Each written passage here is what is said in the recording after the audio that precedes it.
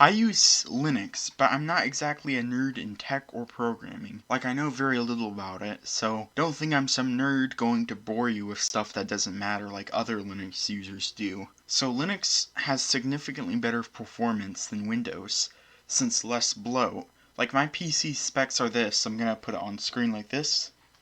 I'll edit in later.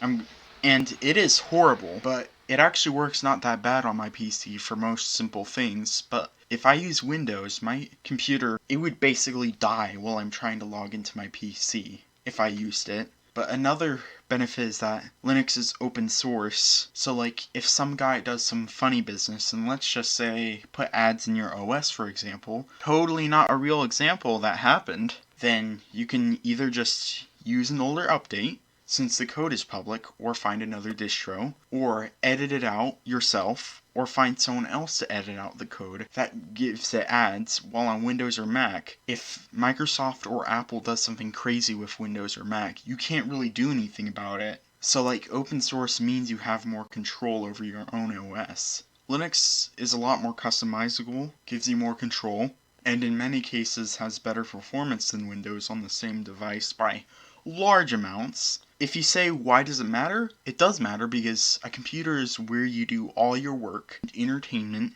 and gaming, etc., where you keep all your files. So like, why would you just let any company just destroy or change it at any time without your consent? Why would you let them do that?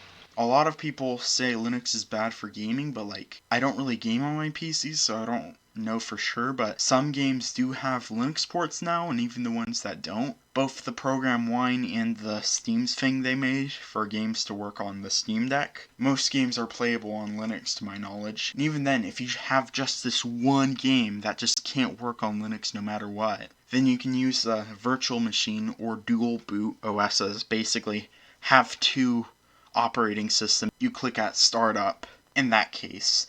But however, I have heard Adobe products just simply don't work on Linux. But I have a very simple solution to this problem if you need Adobe on Linux. It's called, wait for it, just don't use Adobe. Use other programs. Adobe is a subscription service that charges way too much and collects data and is bloated. Just don't use it. Even if you use Mac or Windows, I don't care. Just don't use it.